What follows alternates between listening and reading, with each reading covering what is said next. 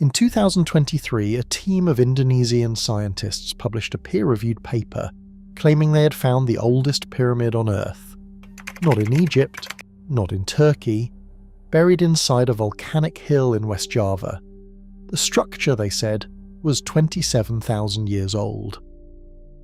Within 5 months, the paper was erased from the journal.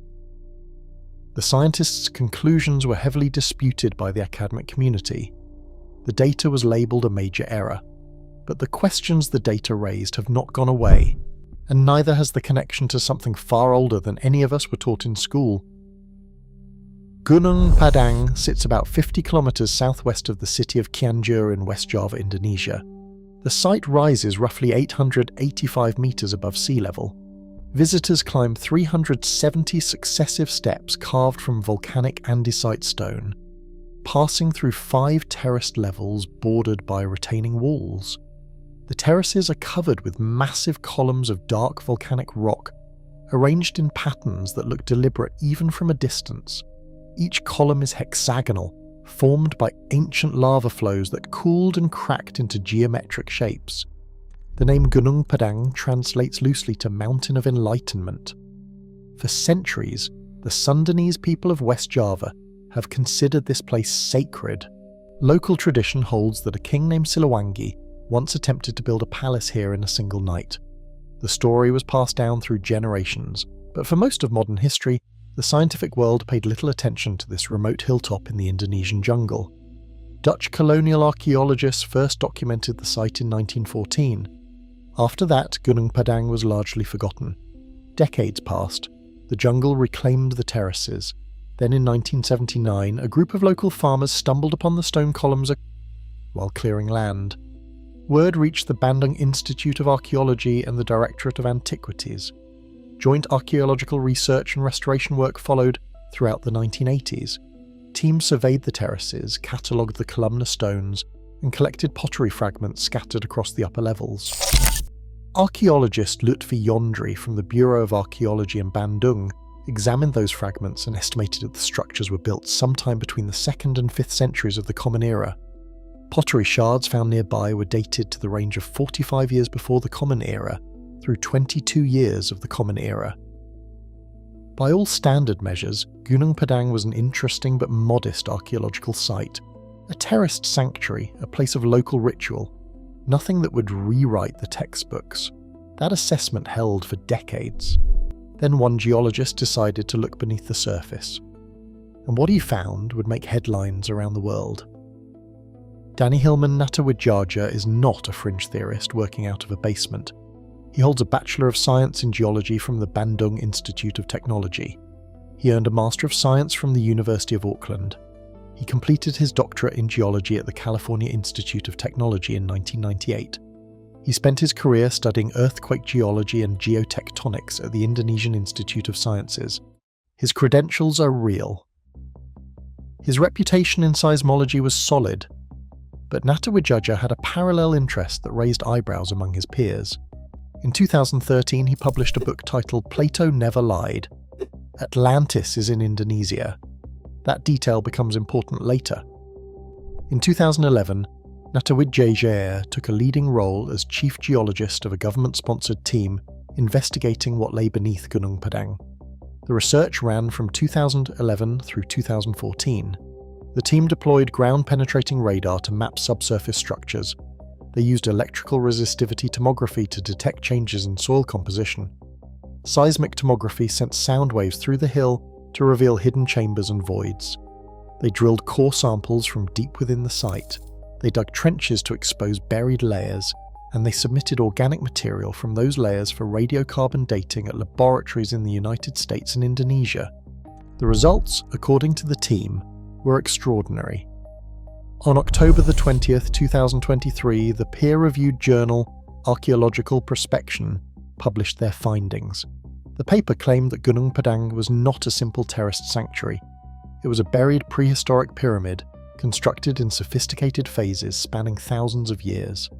The deepest component of the structure lay approximately 30 meters underground.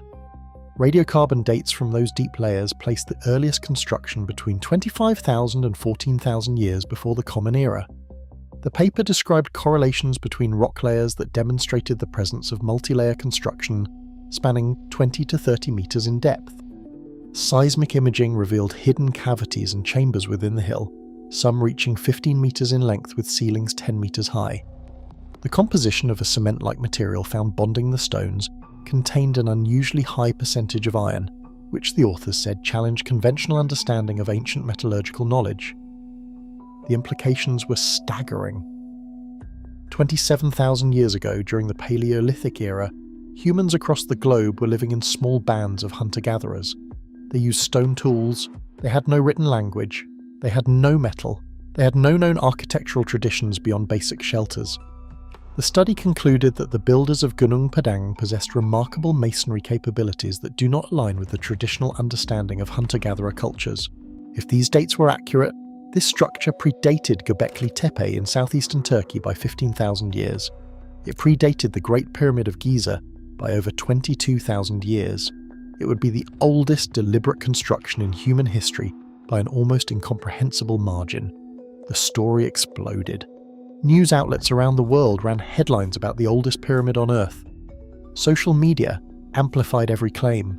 The Indonesian government had been providing funding to support the Gunung Padang research for more than a decade.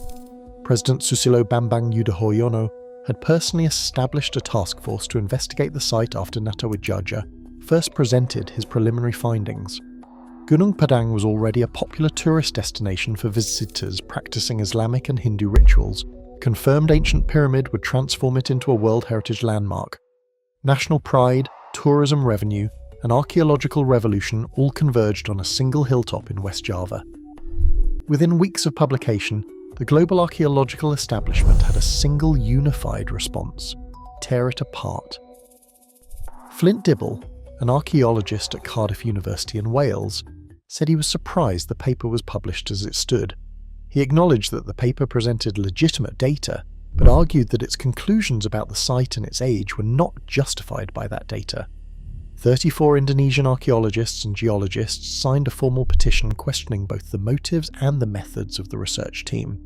The criticism centered on a single devastating point. The radiocarbon dating had been applied to soil samples that were not associated with any artifacts or features that could be reliably interpreted as made by humans. The 27,000-year-old material from beneath Gunung Padang was accurately dated. Nobody disputed the laboratory results, but those ancient soil samples contained no charcoal from cooking fires, no bone fragments from butchered animals, no tool marks, no pottery, no evidence of human activity whatsoever. The team had dated the dirt beneath the structure and concluded the structure was that old. Critics pointed out the logical flaw with a simple analogy. If you test the soil beneath the Eiffel Tower in Paris, you will find material that is tens of thousands of years old. That does not mean the Eiffel Tower was built during the Ice Age. It means the ground is old. Ground is always old. The geological counter-explanation was equally damaging. Volcanologist Sutikno Bronto examined the site and concluded that Gunung Padang is the neck of an ancient volcano. The hexagonal stone columns that appear deliberately arranged are actually columnar joints, a well-documented natural phenomenon that occurs when volcanic basalt cools slowly and fractures into geometric shapes. The Giant's Causeway in Northern Ireland and the Devil's Postpile in California are famous landmarks that display the exact same hexagonal columns formed entirely by nature. Other geologists highlighted that the surface rocks at Gunung Padang share the same type and composition as the buried bedrock beneath them, suggesting a single natural formation process from the same magma source, rather than separate phases of human construction. The material between the stones, which the research team had interpreted as ancient cement, was argued by other scientists to be the product of chemical weathering over millennia, not mortar, just decomposition. In March of 2024, the publisher Wiley and the editorial board of Archaeological Prospection formally retracted the paper. The retraction notice stated that the article contained a major error. The interpretation that the site is an ancient pyramid built 9,000 or more years ago is incorrect. The retraction process had involved 3 months of mediated discourse. On multiple occasions, the case manager urged a more conciliatory resolution, but the editors insisted on a full retraction. Natawijaja called the decision a severe form of censorship, and then another detail surfaced that further damaged the paper's credibility. In the acknowledgement section, the authors had thanked Graham Hancock for proofreading their manuscript.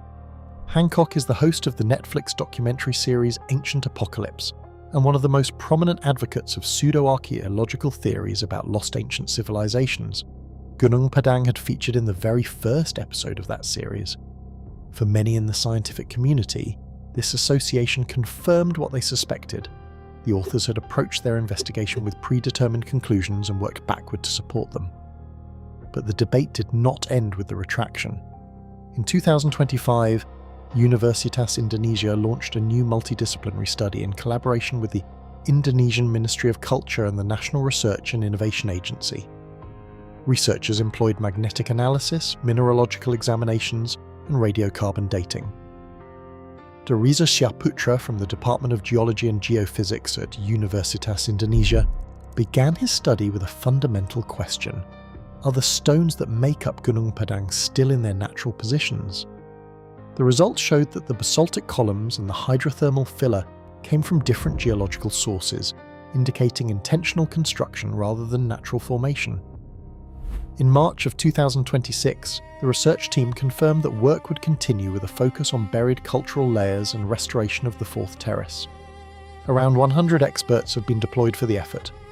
This time, excavation crews plan to dig more than 20 meters below the surface, far deeper than previous attempts. The story, it seems, is far from settled. But here is where the story takes a turn that neither side of this debate has fully reckoned with. The Anunnaki are a group of deities from the oldest civilization that left written records. The ancient Sumerians, who built their cities in what is now southern Iraq more than 5,000 years ago, carved accounts of these beings into clay tablets using wedge-shaped cuneiform script.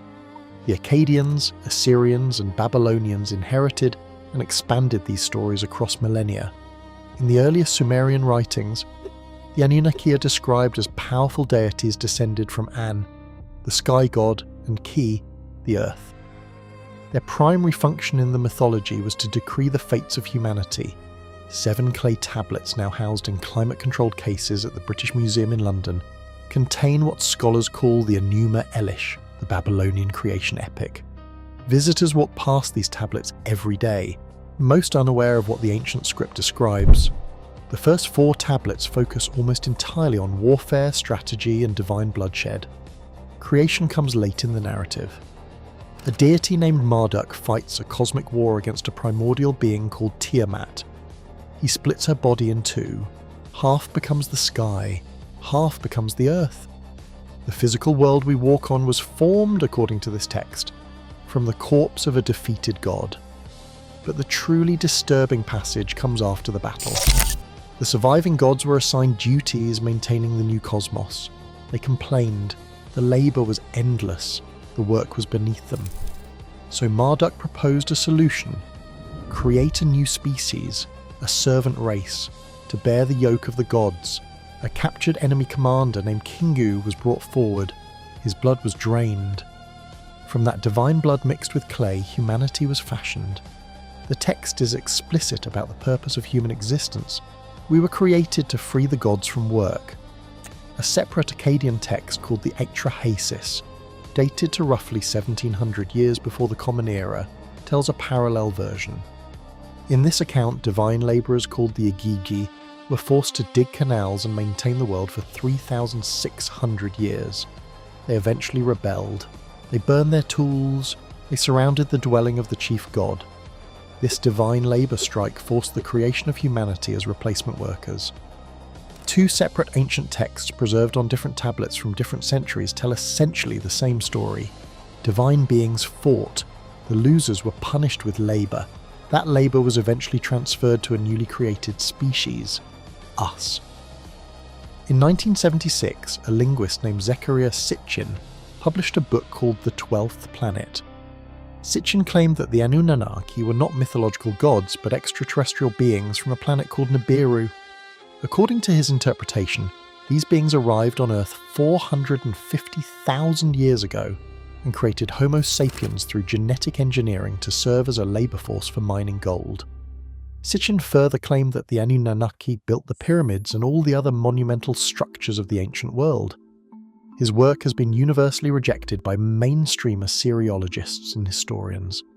Scholars assert that Sitchin deliberately misrepresented Sumerian texts by quoting them out of context and mistranslating key words. His theories are classified as pseudoscience. And yet the pattern persists. When Göbekli Tepe was discovered in southeastern Turkey, no historians or archaeologists believed that humans of the late Ice Age could construct such elaborate temples.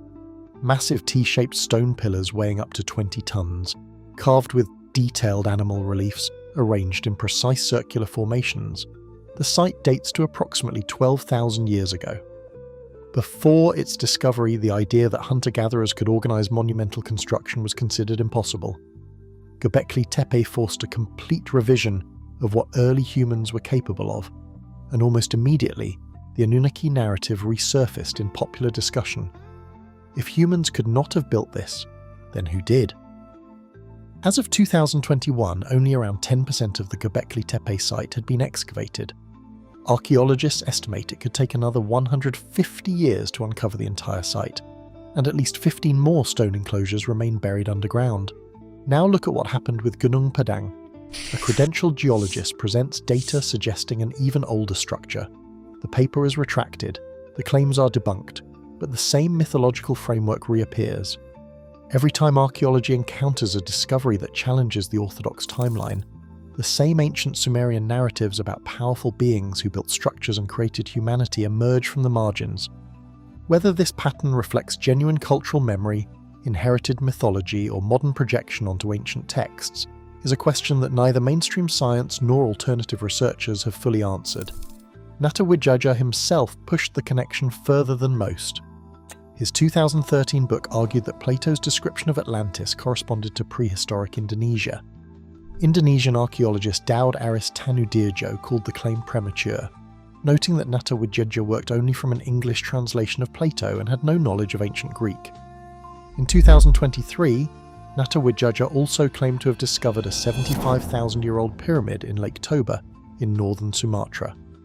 The Indonesian Geological Agency expressed doubts, suggesting the formation was likely a natural triangular facet of the volcanic caldera. But Indonesia does sit at a genuine crossroads of deep human history. Cave paintings on the island of Sulawesi have been dated to more than 45,000 years ago, making them among the oldest figurative art anywhere on Earth. The discovery of Homo floresiensis on the island of Flores revealed a separate human species surviving until approximately 50,000 years ago. The Sunderland hypothesis points to a massive landmass that connected Java, Sumatra and Borneo during the last ice age when sea levels were 120 meters lower than today. When the glaciers melted, that entire land bridge was swallowed by rising oceans. Whatever civilizations or settlements existed on Sunderland are now beneath the Java Sea. So what do we actually know when we strip away the agendas on both sides? The retraction of the Gunung Padang paper was scientifically justified. The radiocarbon dating did not prove human construction at 27,000 years ago. The geological evidence for natural formation is strong. The lead author's track record of extraordinary claims weakens his credibility. These are facts. But the geophysical data collected during those years of research, the anomalies in electrical resistivity and seismic tomography, remain real data points even if their interpretation as pyramid chambers is disputed. The Indonesian Ministry of Culture has announced plans to resume research at Gunung Padang, which had been halted since 2014 due to conflicting academic opinions. Culture Minister Fadli Zon has emphasised the need for dialogue between different archaeological perspectives. The site itself remains largely unexcavated beneath the surface terraces. Whatever lies in those deeper layers has not been fully investigated by anyone, and the cross-cultural memory problem remains unsolved. The Greek Titanomachy describes a war between Olympians and Titans that preceded human existence. Norse mythology recounts divine wars before the current cosmic order. The Vedic texts of India describe conflicts among the Devas and Asuras over cosmic sovereignty. The Sumerian Enuma Elish records a war among the gods fought before Earth was formed. While these specific ancient Near Eastern and Mediterranean cultures did influence one another over centuries, Their myths all feature thematic attempts to explain the hardships of human existence through divine struggles. It was exactly these extraordinary advances in Sumerian civilization so early in antiquity that led some researchers to question whether the mythology encoded something more than metaphor. A credentialed geologist found something beneath a hilltop in West Java that he believed was 27,000 years old. The global archaeological establishment examined his evidence, found critical errors, and formally erased his work from the scientific record. The paper is gone, but the site is still there. The stones are still arranged on those 5 terraces.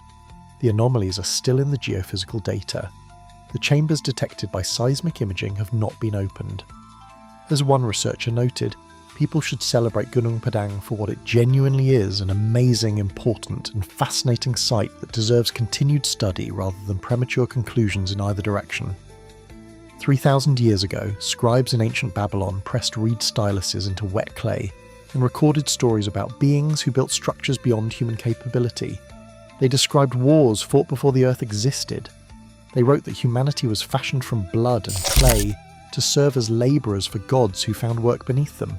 Those tablets still sit behind glass in London. The cuneiform is still legible. The translations are published and freely available. Nothing about this material is hidden.